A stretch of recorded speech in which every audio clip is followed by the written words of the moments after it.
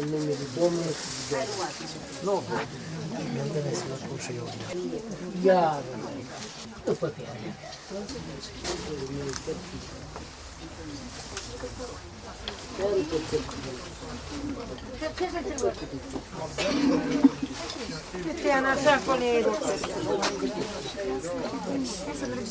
Masa gata, dar ce puteți să de la ea?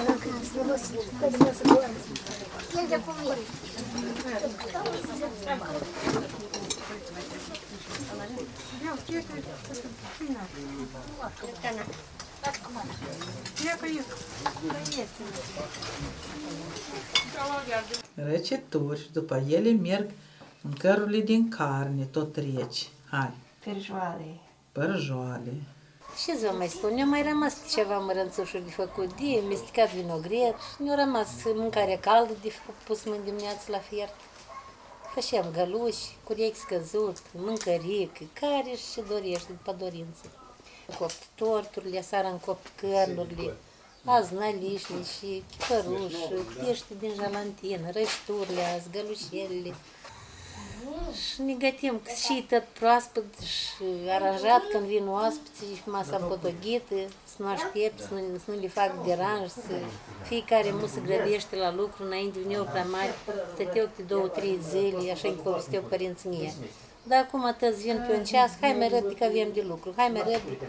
Toți ne sălim, dar nu știm unde și încotro. Pe la ce oră o să fie? La ora 3 o să fie de la Chișinău la satul Droche, da, la ora 3.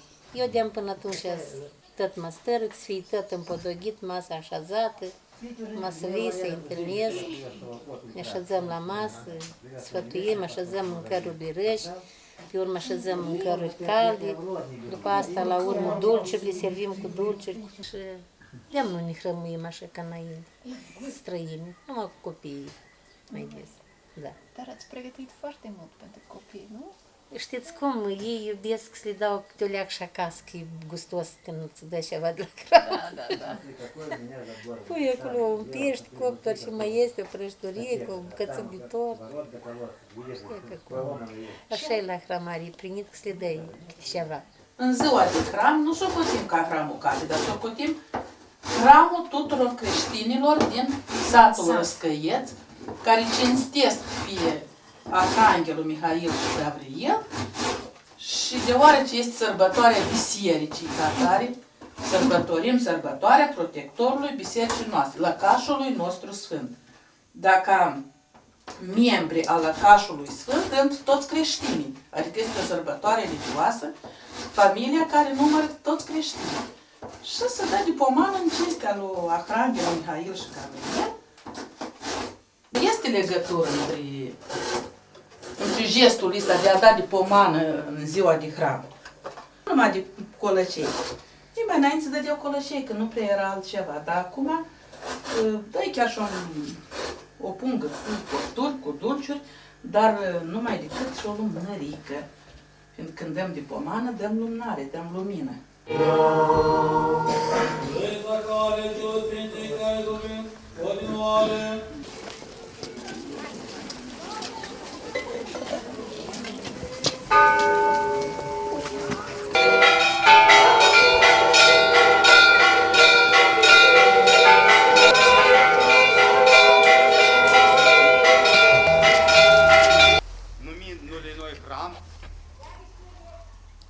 Nu este această sărbătoare pentru a face diferite desfătări. Mâncări, biețâi, jocuri și desfătări diferite. Este întâlnire sufletească. Nu te vezi cu mulți, poate mult timp. Stai, asculți și Sfânta Liturghie, după asta mai vorbești și este pământești. Așa e viața. Frați creștini, se lungește, parcă am vrut mai repede, dar tot se lungește, dar cât de cât, cu ajutorul Dumnezeu. Acum să mergem și să dăm să dai Evanghelie, să dai icoană, până la sfârșit să dai icoană. Ne miruim, după aceea trecem la masă.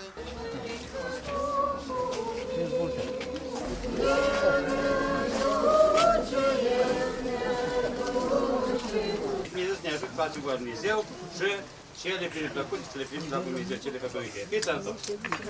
Hai, îndrăziți fiecare! Cauți acolo ea!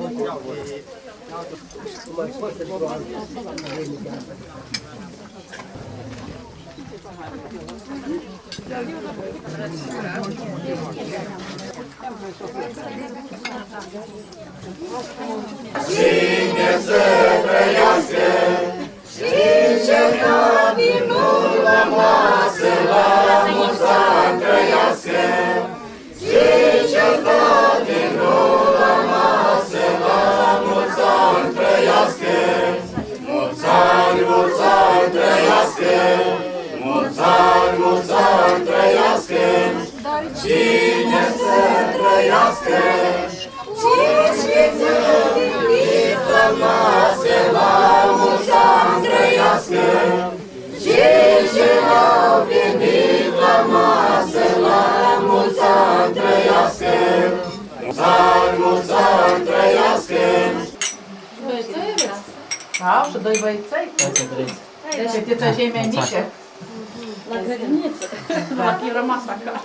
Hramul ăsta e ziua satului, asta e... Toți vin la Paște. Asta e ziua Baștenii, eu nu știu, mai bun cuvânt mai timp că noi, mai concret și mai... Da, și nu... Ziua bisericii.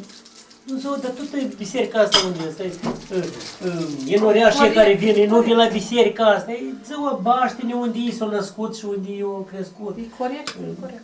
Nu că întâmplător, dar dacă s-a dus, e ceva cu dânsul în prezent. Poți mai iei niște dulciuri dacă au la moment, dacă nu... Dar în alte sate noi, într-adevăr, noi am văzut mese cu altă băutură, cu coniac, cu vodcă. Mai Și aici sunt mese cu coniac, cu vodcă, dar depinde de oamenii care cred în... Sau și fără vin se face? Nu, cu jene. Când îl dai cu un om frumos, la-diri-diri-diri-dira. Când îl dai cu un om urât, la-diri-diri-diri-dira. Se oprește și nu-mi la-diri-diri-diri-dira. Dar când îl dai cu un om urât, la-diri-diri-diri-dira. Se oprește și nu-mi la-diri-diri-diri-dira. Se duceau la biserică, făceau acolo, primariu, tăie un bou de țel, făcea mâncare, făcea, ia ca cum. Se duceau părinții, dar noi nu zicem. Mulți stimați consăteni și o sfântă sărbătoare, hramul satului Gotești și Sfântul Petru și Pavel.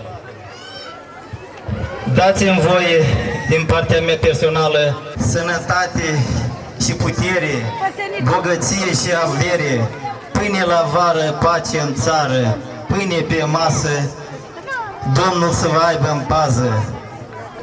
Distracție plăcută! Mulțumim!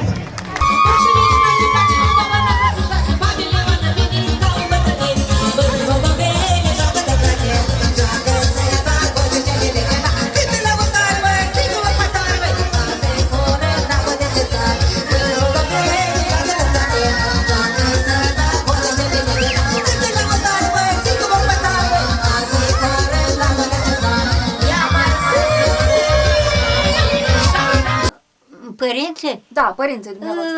Și de acolo și apoi îngăita cu și-mi la casă. Și beau și adăuga că... și adăuga și beau câte o săptămână până intrau în post și apoi все gata. Unde oaspeți? Întoarce-te frumos, noi mai rămânem, la noi de gheț începe. De sănătate. Și Lunenia de sănătate. Lunenia. Du-ți și ești tu. Hai, până la gură. Cum așa? Sănătate. Я как am fost, în Loneta am fost, dar hai azi la mine și apoi să găseu. A fost o zi. Cum este? Mâncau mai greu și apoi haidem la mine o leacă. Și apoi ieșeau și se duceau. Noi ne scuvorăm de pe câte ori, strângem masa, facem tot poreatcă. Vă mulțumim mult! Repede vă duceți! Hai, mulțumesc! Mulțumim mult! Hai, tot La cele bune! revedere și numai bine! La revedere!